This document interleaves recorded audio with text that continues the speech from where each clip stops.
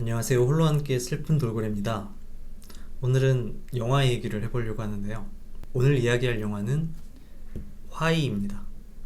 2013년 개봉이고 장준환 감독의 작품입니다. 장준환 감독은 지구를 지켜라라는 장편 데뷔작으로 굉장히 주목을 받았던 감독이었고요. 그래서 그 감독의 두 번째 장편이기 때문에 굉장히 저도 기대를 하고 봤었습니다. 먼저 줄거리를 간략하게 이야기를 하면 화이라는 아이가 어렸을 때 낫도깨비라는 5명의 남자 범죄 집단에 납치가 된 다음에 그들 손에 킬러로 키워져서 우연한 사건을 계기로 본인의 출생의 비밀도 알게 되고, 그로 인해서 아버지로 여겼던 5명의 범죄자들을 죽인다 라는 내용이에요. 줄거리가 복잡하지는 않죠. 저는 이 영화를 처음 봤을 때 원티드라는 영화가 생각났습니다. 제임스 맥어보이라는 배우가 주연을 한 2008년 개봉작이고요. 안젤리나 졸리도 나오고 모건 프리먼도 나오고 비슷해요.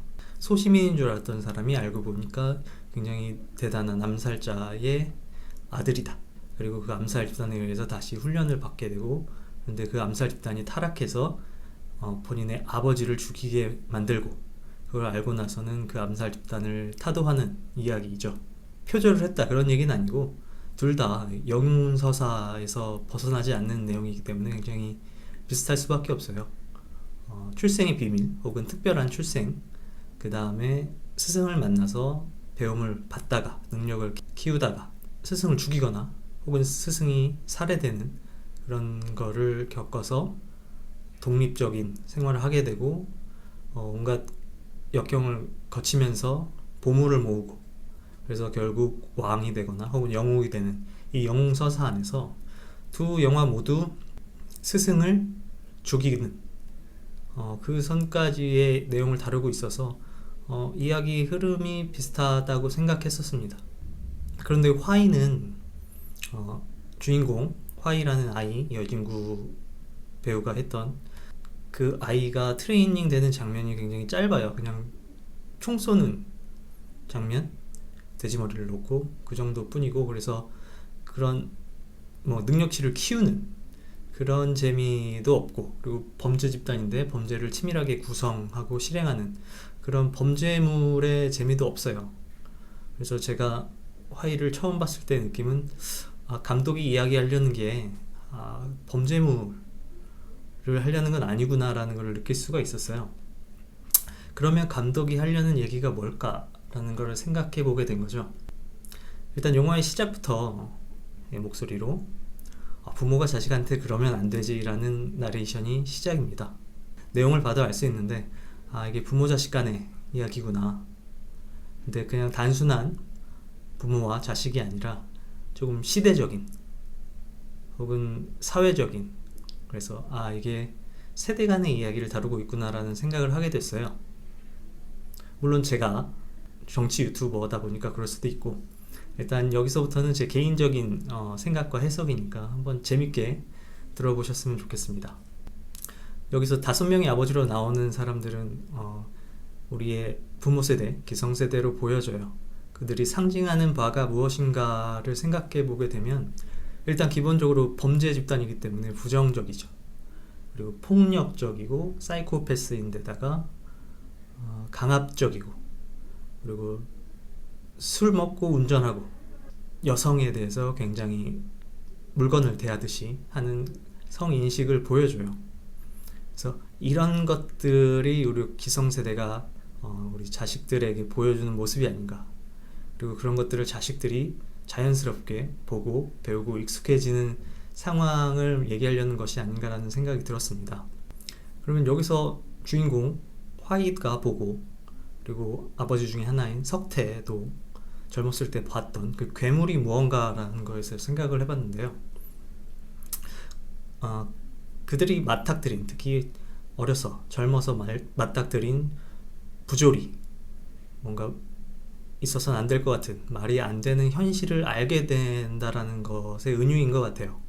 화이는 납치될 때 처음으로 괴물을 목격하는 것처럼 보여줘요. 처음에 괴물 씬이 머리에 보자기가 씌워진 화이가 그 어둠 속에서 괴물을 처음 보는 장면이 보여지고요.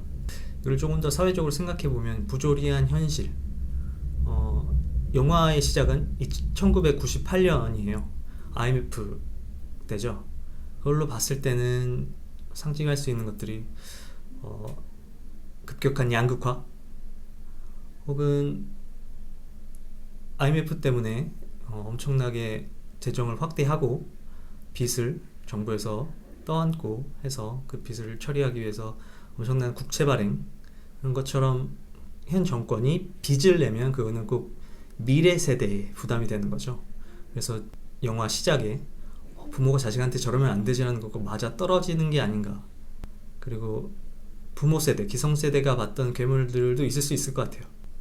군부 독재 같은 게 될 수도 있고, 혹은 그때나 지금이나 여전히 지적되고 있는 부정부패, 정치권의 부정부패일 수도 있고, 정경유착, 이런 것들에 대해서 처음 알게 됐을 때, 그것들의 존재를 알게 됐을 때 그냥 순수하게 세상은 아름답다, 교과서에서 TV에서 보던 세상과는 달리 현실이 너무 부정의하고 부도덕하다라는 걸 알게 됐을 때를 비유한 게 아닌가.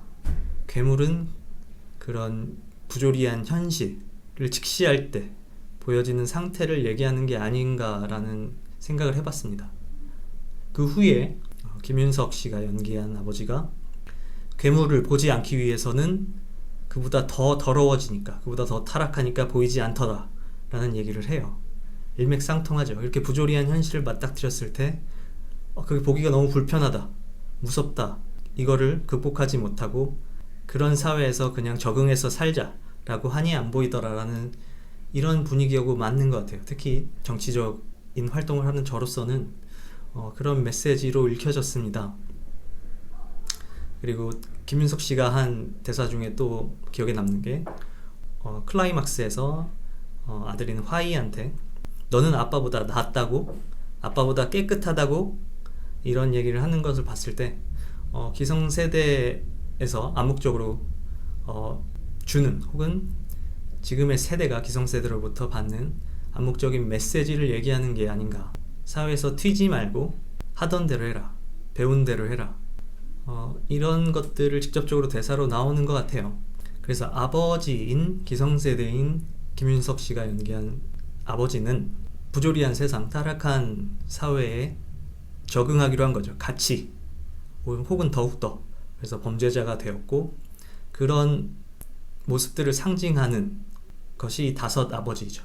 그 중에서 처음엔 그렇지 않았는데 같이 타락하게 된, 같이 범죄자가 된 그런 아버지도 보여지고, 제가 제일 기억에 남는 아버지는 조진웅 배우가 연기한 아버지였어요. 운전을 담당하기도 하고, 근데 음주운전을 주로 하고 성적으로 굉장히 문란해 보이는 역할이었습니다. 제가 이 영화를 유튜브를 찍어야 되겠다고 생각한 이유도 사실 조진웅 씨의 연기가 생각나서였어요. 지금 분야를 막론하고 굉장한 성폭력에 관련된 일들이 터지고 있죠. 이게 기성세대들이 만들어 놓은 사회라는 거를 보여주는 현실이죠. 단순히 이게 영화상에서 감독이 생각하는 판타지가 아니라 너무 현실이라 이 영화가 다시 떠오르게 됐습니다. 시간이 꽤 지났는데도 불구하고. 그리고 더 이 영화에서 조진웅 씨 연기에서 좋았던 점은 조진웅 씨가 이 영화에서 신파를 담당해요. 눈물을 나게 하는 거죠.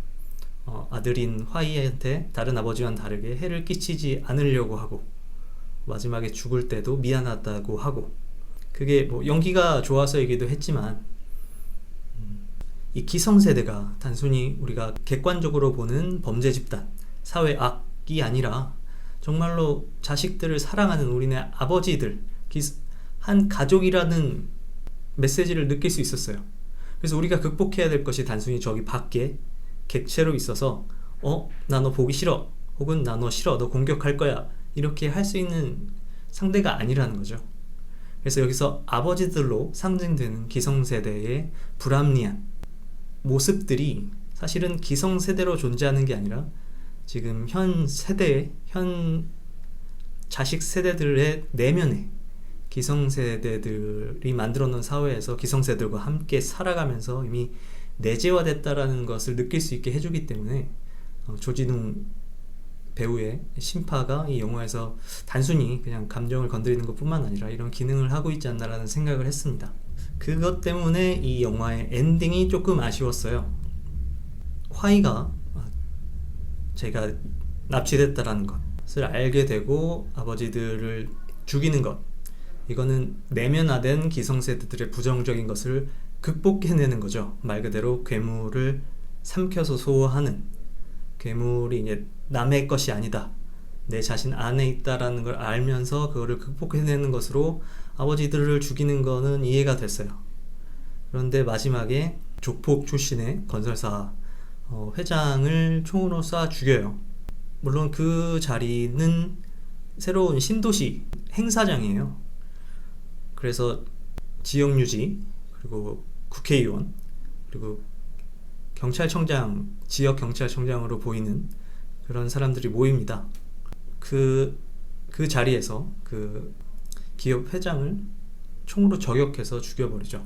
지금 제가 정치적으로 주장하는 것과는 굉장히 맞는 부분이에요. 정경관언 사법언론 유착.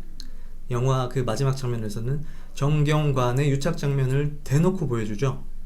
그래서 메시지가 굉장히 명확하다, 너무 명확한 거 아닌가 싶을 정도로 명확한 느낌을 받았습니다. 하지만 자기 아버지를 죽이는 것처럼 총으로 쏴버렸다는 거에서 조금 뭔가 맞지 않음을 느꼈어요. 아버지 다섯을 죽이는 건 본인 안에 내재되어 있던 기성세대들, 이 사회의 문제점들을 극복하는 모습이었어요. 근데 내재된 문제점들을 극복하는 방식과 밖에 있는 것처럼 보이는 정경관언 유착, 그 중에서도 기업의 총수를 죽이는 방식이 똑같다라는 게 조금 맞지 않은 것 아닌가. 그 마지막 엔딩 그 장면이 통째로 그냥 사족인 것 같은 느낌이 들었어요. 근데 조금 더 생각해보면 혹시나 영화를 보는 사람들이 감독의 메시지를 못 받을까봐 그거를 더 명확하게 설명해주는 사족을 단 게 아닌가라는 생각이 들기도 해요. 제 기억에 이 영화는 그렇게 흥행에 성공했다고 느껴지지는 않았어요. 물론 200만이 넘게 들었다고 하고 손익분기점을 넘겼다고는 하지만 그 당시에 굉장한 기대작이었었습니다. 감독 이름도 그렇고 배우들의 면모도 그렇고. 근데 생각보다 관객이 기대한 것보다 많이 들지 않은 상황이었다라고 보도된 것들을 기억해요. 왜 그랬을까? 기본적으로 이 영화는 스토리가 복잡하지도 않고, 그래서 스토리가 매력적이지도 않습니다. 앞서 얘기했던 원티드 같은 영화처럼 주인공이 성장하는 과정을 묘사를 잘 한다거나, 혹은 범죄 집단의 범죄를 어떻게 준비하고 진행하는가에 대한 설명, 이런 것들이 재미를 이끌어내는 요소였는데 화이는 그런 부분을 거의 다 생략하고 있어요. 그래서 격하게 이어지는 액션씬들과 약한 이야기로 보여집니다. 하지만 배우들은 너무 연기가 좋았죠. 어린 여진구 배우까지 포함해서요. 그래서 제가 이 영화를 볼 때는 감독은 상징들과 메시지들을 얘기하고 싶었구나라는 생각을 할 수밖에 없었어요. 왜냐면 다른 부분이 너무 약해 보였기 때문에. 그래서 그럼 이 영화가 잘 되려면 그 메시지가 굉장히 와닿는 메시지여야 될 텐데 그랬었나를 생각해 보니까 지금 이 영화의 메시지, 특히 제가 해석한 내용은 세대론이죠. 기성세대의 문제점들, 그리고 그로 인해서 현 세대가 내재하고 있는, 안에 갖고 있는 그 문제점들을 극복해야 된다. 그런 문제점들, 부조리한 사회상, 우리가 뉴스에서 볼 수 있는 부정부패, 비리, 성폭력 이런 것들 뿐만 아니라 자잘하게 우리 주변에서 볼 수 있는 작은 부정부패, 부도덕 이런 것들이 있죠. 주변에서 알게 모르게 혹은 알면서도 이 정도쯤이라는 것들이 있죠. 이렇게 내재된 것들을 극복해내야 된다 라는 것들을 강력한 메시지로 보여주는 것 같아요. 아까 말씀드린 것처럼 제가 하고자 하는 정치 활동과 일맥상통하기 때문에 굉장히 이해가 잘 되기도 하고, 하지만 2013년 그 시점에 국민들한테 잘 와 닿았을까 생각해보면, 일단은 우리 사회의 이슈는 오히려 진영론, 왼쪽이냐 오른쪽이냐, 혹은 지역주의, 그런 게 아니었나 싶어요. 그리고 영화나 문학에서는 계급론이 많았었죠. 봉준호 감독을 필두로 가난한 계층과 상위 계층 간의 갈등, 그런 계층론이 오히려 더 널리 알려진 상황이었고, 진영론이라고 보면 헐리우드에서는 뭐 굉장히 많죠. 특히 스파이물, 냉전시대, 그런 것들을 굉장히 많이 볼 수 있고, 한국화된 진영론이라고 하면 영화에서는 뭐 남북관계, 태극기 휘날리며 같은 영화로부터 시작해서 남북관계를 다룬 영화들, 혹은 국뽕에 취하게 만드는 영화들이지 않나. 거기에 비해서 이렇게 세대론, 기성세대의 문제점들과 그 영향력을 극복해내자라는 이 세대론은 제가 기억하기로는 없었던 것 같아요. 그래서 그 당시에 국민들의 정서에서 그 익숙하지 않은 메시지지 않았나 라는 생각을 해봅니다. 하지만 제가 이렇게 다시 들고 나온 것은 좀 지나서 보니 이렇게 시대를 앞서간 영화구나. 영화 자체 수준으로는 모르겠지만 그 메시지의 수준으로는 지금까지도 나오고 있는 뭐 남북, 국뽕, 계급론보다도 오히려 한국의 문제를, 실태를 더 정확하게 본 감독이지 않았나라는 생각을 합니다. 특히 연일 이어지고 있는, 얼마 전에 뭐 뉴질랜드 외교관인가요? 성추행 관련된 일들이 계속 일어나고, 기성세대만의 문제가 아니라 지금 자식 세대들에서까지 영향을 받아 내재된 문제라고 생각해보면, 성폭행 관련 사건들, 그리고 부정부패들, 그리고 불법적으로 재산을 증여하는 사건들이 계속 일어나잖아요. 정치권에서건. 기성세대, 부모가 강제적으로 한 게 아니라 그거를 받는 젊은 자식들도 있다는 걸 생각해보면, 이게 단순히 기성세대만의 문제가 아니라 그 영향을 자식 세대들이 받고 있는 거가 더 큰 문제다라는 생각을 하게 됐습니다. 그래서 이 고리를 빨리 끊어내야 된다. 이 자식 세대, 현 세대가 이 괴물을 직시하고 모르는 척 보지 않기 위해서 그냥 적응해서 살고 더 더러워지는 게 아니라 직시하고 끊어내는 게 영화가 아닌 현실에서 필요하다는 게 좀 비극이죠. 하지만 오히려 현실이 영화보다 더 참담한 상황일 거라고 생각을 합니다. 지금까지 2013년작 화이, 괴물을 삼킨 아이에 대한 이야기였습니다. 영화를 보시면 제가 해석한 것 외에도 더 많은 이야기와 재미를 느끼실 수 있을 거라고 생각합니다.